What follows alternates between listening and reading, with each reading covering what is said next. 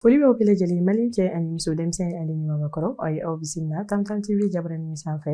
ka kɛɲɛ ni aw ka kunnafoniyaw walewaleli kɛnɛ kɔnɔna ye ka kɛɲɛ ni bi juma ni o bɛ bɛn janvier kalo tile 30 san 2026 aw ye aw dan ka se bakɔrɔba minnu bɛ an bolo ni o bɛna walawala k'o da aw tulo ka o la kumaba dɔw filɛ an ka furancɛla fanga ɲɛmaa général Assimi Goïta ale ye Mali ka lasigiden minnu bɛna bɔ ka taa jamana wɛrɛw la ka olu bisimila ka kuma ɲɔgɔnya kɛ ni o ye ka baaraw tasiraw ɲini ka olu don u kɔrɔ an bɛna o kunnafoniya walawala k'o da aw tulo kan farafinna keleya tɔnba ni o ye Union africaine ye olu ka ciden o nana ni bisimila an ka jamana ɲɛmaa furancɛla fanga ɲɛmaa général Assimi Goïta ale fɛ n'u ye kuma ɲɔgɔnya kɛ Mali ale ni Sahel jamanaw olu tɔgɔyala an bɛna o kunnafoniya walawala k'o da aw tulo kan kalanko nasiraw fɛ wulikajɔ ɲɔgɔndanba min ni o bɛ kɛ walasa fɛn min kɔni an ka sanfɛ kalanso min ni an ko o ma ko gestion ni o bɛnnen don cakɛdaw olu ɲɛnabɔli ko bunakun kan ni an ko o ma ko UG ka yira k'a fɔ ko o ɲɔgɔndanba o jaabiw kɔni bankɛra olu la ka sababuya kɛ yuruguyurugu siraw ye minnu bɛna walawala k'o da aw tulo kan seko ale ni dɔn ko o nasiraw fɛ dɔgɔkun kɛrɛnkɛrɛnnen min sigilen don bɔlɔlɔ tɔgɔyala ka yira k'a fɔ ko o baaraw kɔni donna o tako sabanan mu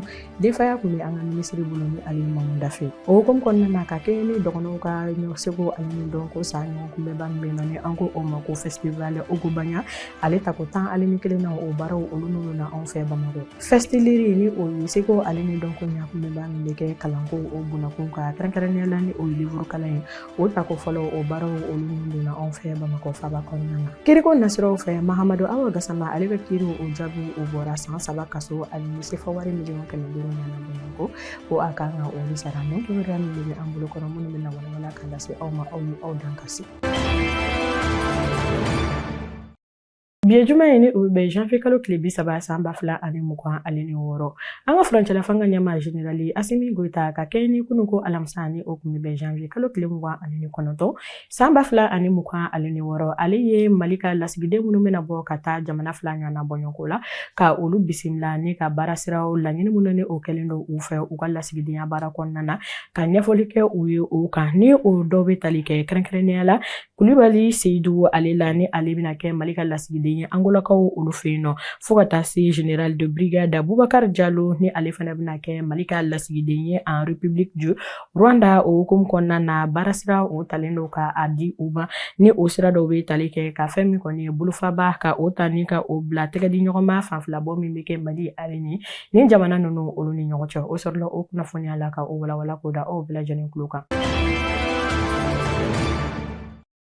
o tɛmɛnen ko ka bɔ yen nɔ an ka furancɛla fanga ɲɛmaa général Assimi Goïta ale ye Union africaine ni o ye farafinna keleya tɔnba olu ye ciden kɛrɛnkɛrɛnnen u ci kana kuma ɲɔgɔnya kɛ u ni fɛn min kɔni an ka jamana ɲɛmaa ale ni ɲɔgɔn cɛ ni an ka furancɛla fanga ɲɛmaa général Assimi Goïta a ye o bisimila kuloba a ka masakɛso la ka kɛ ni kunun ko alamisa ni o kun bɛ bɛn janvier kalo tile 29 san 2026 ni o ye dɔnnifa Mamadu Tangara ye ale kɔni nana kana kuma ɲɔgɔnya kɛ Union africaine ni o ye farafinna keleya tɔnba ye laɲini minnu ni o bɛ a fɛ ka kɛ ni Mali ale ni cɛncɛnkan jamana ni o ye Sahel jamanaw ye olu bɛɛ lajɛlen bunakun ka kɛ ni halisa fɛn min kɔni ye wulikajɔ o ka se ka kɛ togoya min na bɛnɲɔgɔnya ale ni fara ɲɔgɔnkan ni tɛgɛ di ɲɔgɔnma min bɛ kɛ Mali ye ale ni jamana tɔw olu ni ɲɔgɔn cɛ kɛrɛnkɛrɛnnenya la Sahel jamana ale ni farafinna jamana tɔw olu ni ɲɔgɔn cɛ o ko o ka se ka yakubaya togoya min na ka se ka baara sira kuraw ale ni bɛnkan sira kerew ni ka olu ta ka kɛ ni gɛlɛya minnu ni olu bɛ Sahel jamanaw ni o ye cɛncɛnka jamanaw olu kan ni wagati kofɔlen na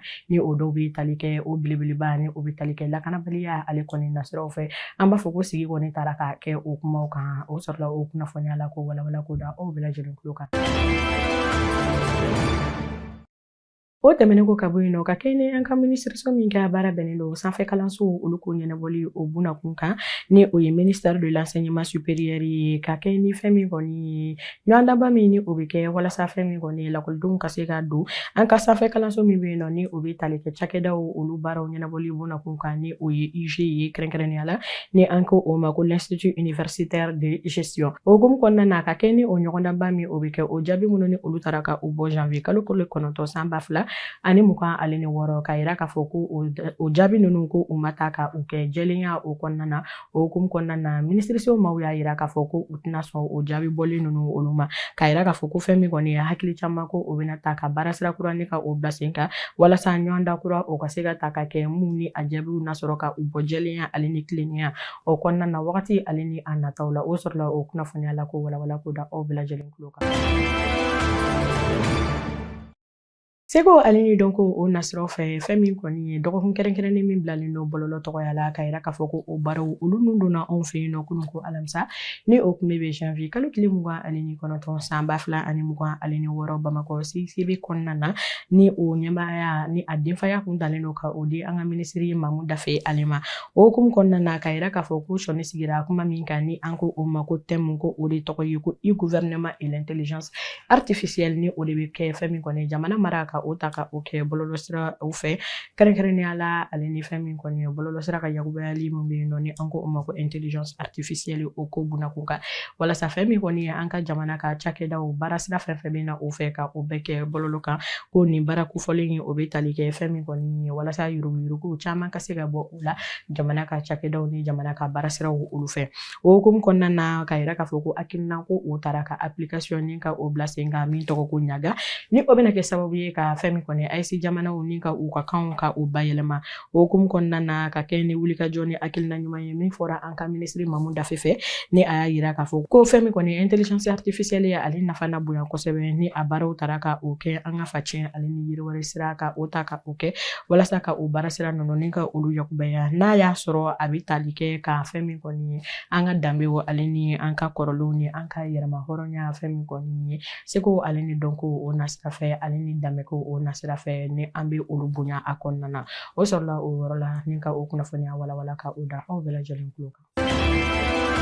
Halisa an bɛ to fɛn min kɔni seko ale ni dɔnko o nasiraw fɛ ka kɛ ni an ka fɛn min kɔni dɔgɔnɔw ka seko ale ni dɔnko ɲɛnajɛba min bɛ ta ka o kɛ san o san ni an ko o ma ko festival Okobanya nin ye ale ta ko 11 na o baaraw olu nun donna Bamakɔ an fɛ yan nɔ kɛrɛnkɛrɛnnenya la an ka kɛnɛjɛba min bɛ yen nɔ ni an ko o ma ko place du cinquantenaire ye ale yɔrɔ kofɔlen o la ni a sigira maaw fɛ kɛrɛnkɛrɛnnenya la ni o ye dɔgɔnɔw ka darajɛjɛkuluba ye ni an ko o ma ko Ginadogo o hukumu kɔnɔna na u ye wulikajɔ kɛ ka u ka fasiya u ka dɔnsenw fo ka taa se u ka fɛn min kɔni kurunbɔliw olu ma ka o bɛɛ lajɛlen fara ɲɔgɔn kan ni ka o ɲɛnɛmaya ka o yakubaya hakilina talen don k'a yira k'a fɔ ko Okobanya ko yɔrɔ min don k'a fɔ ko ɲɛnajɛ ko o yɛrɛ dɔrɔn tɛ k'a fɔ ko fara ɲɔgɔn kan yɔrɔ don walasa ka kuma ɲɔgɔnya ni ka o sinsin ka fara ɲɔgɔn kan sinsin bɛn ale ni keleya ni ka o sinsin jamana kɔnɔna na o hukumu kɔnɔna na ka yira k'a fɔ ko waleya caman olu talen don mun bɛ kɛ sababu ye ka yɛrɛma hɔrɔnya ale ni yiriwali kuntagalajan ni ka o baaraw ka olu sinsin kosɛbɛ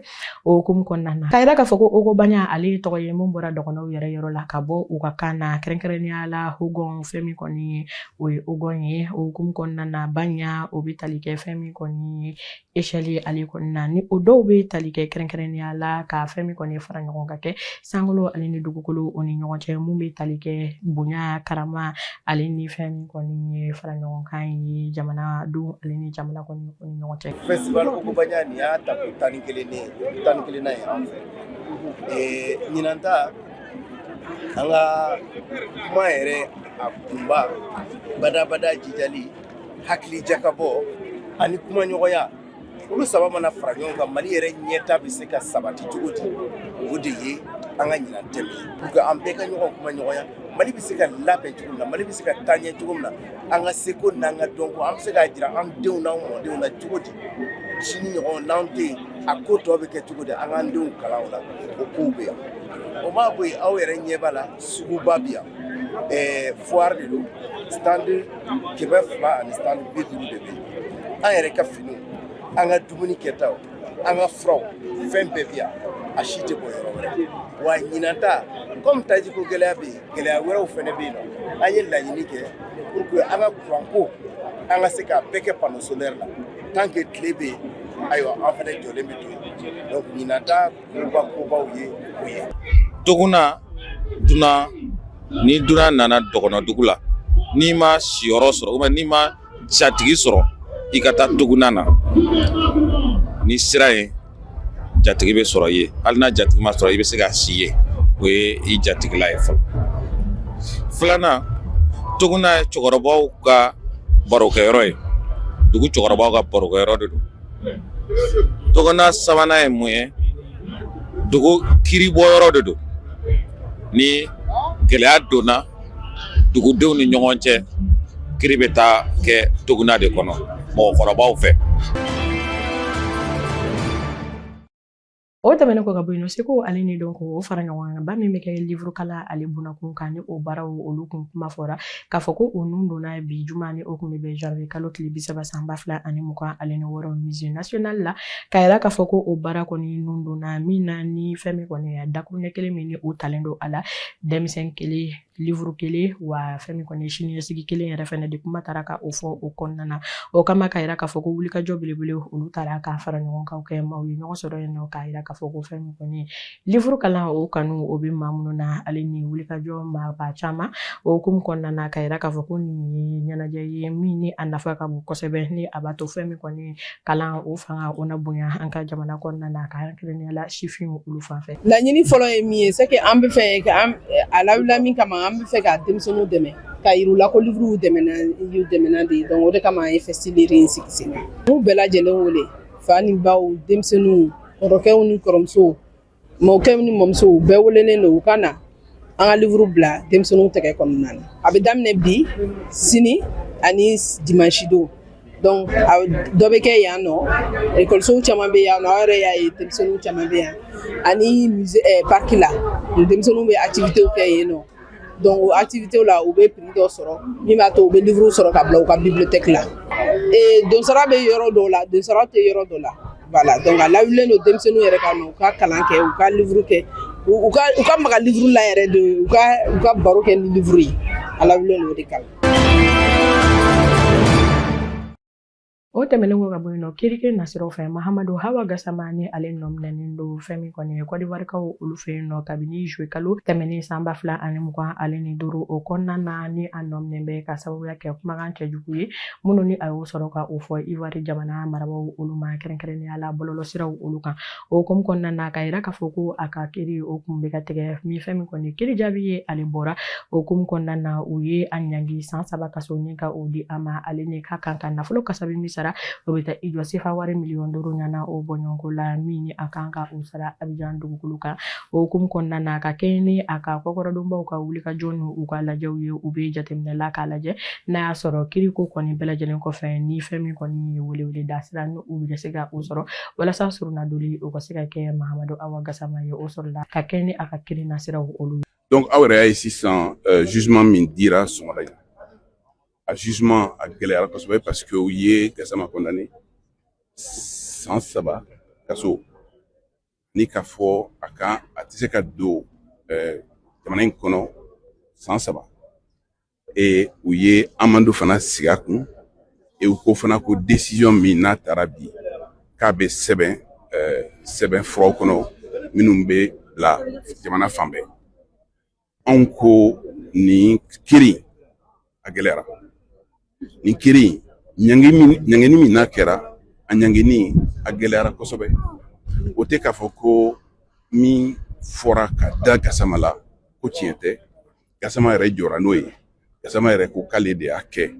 Gassama ye hakɛto ɲini o hakɛto ɲini kɔnɔna na ka yira k'a fɔ ko a ye min kɛ a ma bɛn a ye min fɔ a man ka fɔ a y'a fɔ mɔgɔ min ma a fɔ ɲɔgɔn tɛ n'a fɔra o kɔnɔna na ko jugement nana kɛ bi ka fɔra k'a fɔ ko a condamnera san 3 o san 3 o bonyana anw ma o bonyana Gassama ma donc anw ni Gassama an bɛ ɲɔgɔn ye pour que ka se ka jugement in kɔnɔ ko dɔn hali bi min y'a to u y'a bila san 3 la ka da daluya min kan n'an y'o faamu an ni Gassama bɛ kuma